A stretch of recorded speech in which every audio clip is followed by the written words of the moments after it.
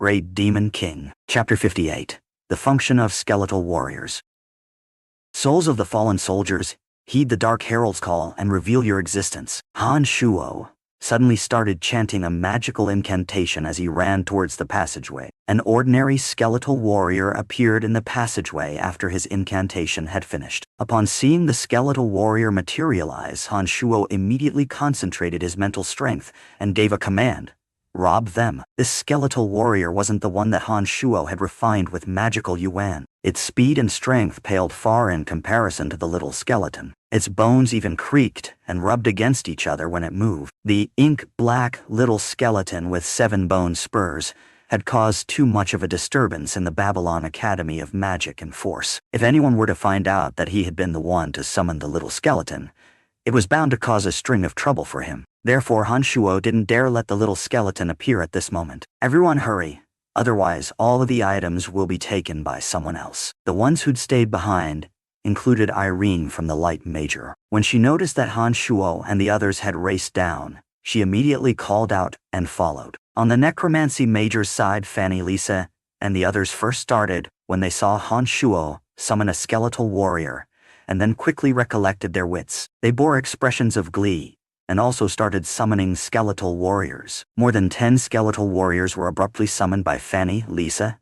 and the others. Under the commands from their mental strength, the skeletal warriors all reached out their bony hands and began to pick up the giant bags from the ground. The resources within the Wolf Riders' bags had all been obtained through previous raids. Now that the Orc Wolf Riders were all dead, these bags lacked a master, and naturally became free game for whoever grabbed it first. On Shuo's side, the skeletal warriors lacking in battle strength were finally of some use. Although their speed was slow, a bag still dangled from the hands of every skeletal warrior. As their masters, Shuo, Fanny, Lisa, and the others naturally didn't sit idly by. Everyone had a bag in their hands, and Shuo had even grabbed 4 bags, looking like the cat who ate the canary. Shuo and the others had salvaged 80% of the loot that the Wolf Riders had left behind in the passageway. The other strangers had managed to grab the other 20%. Weapons, armor, and medicines from the town of Drol were all highly valuable items. If taken to the Empire and sold there, they were sure to fetch high prices and rich rewards. After commanding the skeletal warriors to line up in neat rows,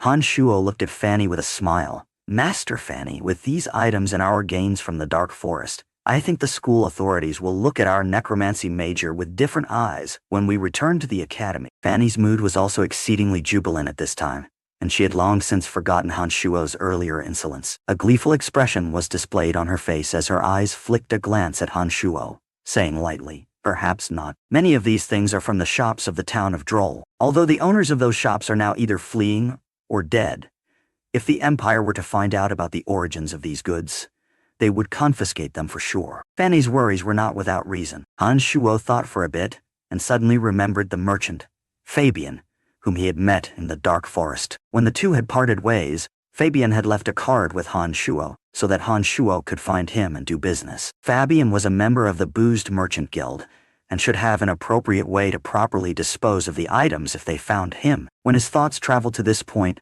Shuo smiled confidently at Fanny and said, "Master Fanny, you need not worry. As long as we make it back to the Empire in one piece, I have ways to dispose of these items, which shouldn't leave any traces behind." Fanny looked askance at Shuo and shook her head afterwards, saying with emotion, "Brian, I realize that I can see through you less and less. How many secrets have you hidden from us? How would you have the methods to dispose of these items?" Chuckling lightly, Shuo said, "Let's speak of these matters later. I think our first course of action should be how to leave this place and speedily return to the Empire." Just as Shuo and Fanny were talking, Beecher and the others, including Jean, Bach, and those from the Necromancy Major on the other side, had returned from the distance they'd traveled. Judging from the relieved expressions on their faces, Shuo knew that the orcs had most likely met their impending doom. Indeed, when Beecher and the others had walked over, he immediately said proudly, "Everyone relax. None of those orcs made it out. We can finally be at ease for a moment." He was halfway through his words when he suddenly looked around in surprise, exclaiming, "Hey, what's going on?" Apart from the corpses of the Orc Wolf Riders and of the giant wolves in the passageway, all the bags had been split up by the remaining people, particularly on Shuo and Fanny's side. A row of skeletal warriors, each holding a giant bag, was especially conspicuous. Fanny was a bit awkward, opened her mouth and didn't know what to say. Finally, in her agitation, she couldn't help but glare at Han Shuo and indicate that Han Shuo should respond, walking forward as if nothing had happened.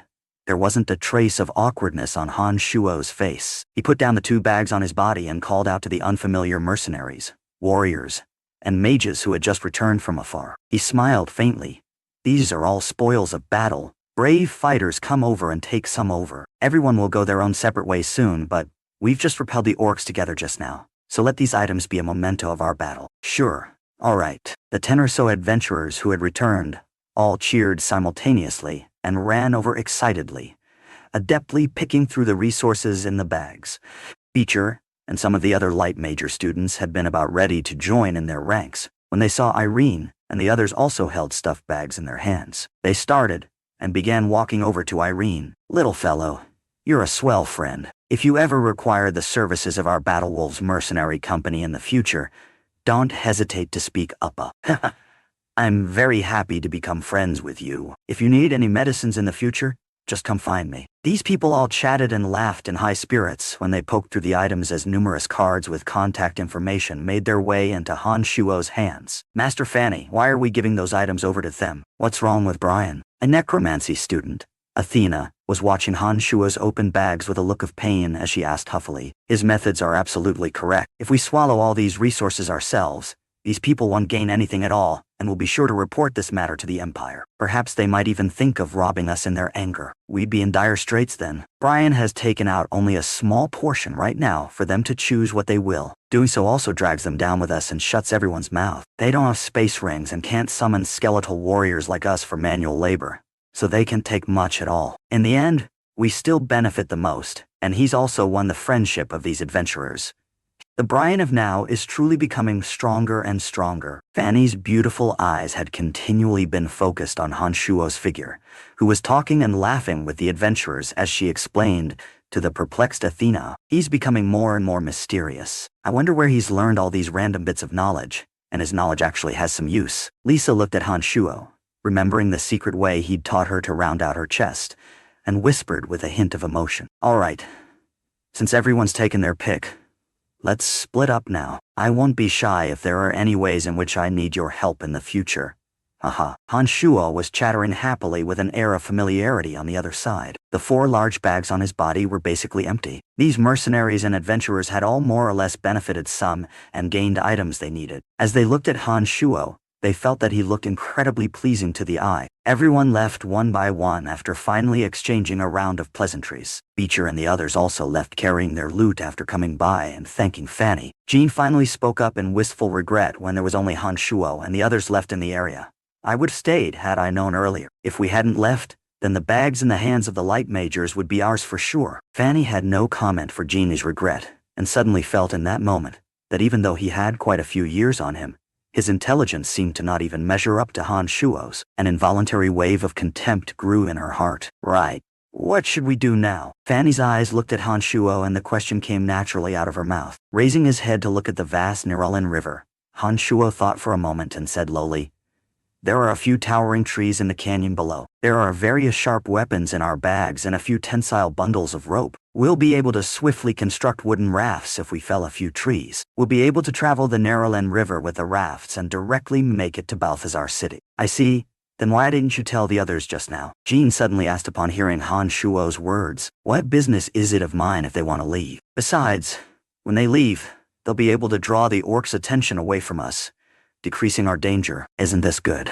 Han Shuo smiled faintly and explained matter-of-factly. Fanny, Jean, and the others were all dumbfounded by his words and privately reflected that Han Shuo was indeed different now. When he had been conversing and laughing happily with others, he'd been inwardly plotting against them already. Jean, Bach, and Bella suddenly all looked at each other, thinking of what they'd done to Han Shuo in the past. A chill simultaneously gripped their hearts.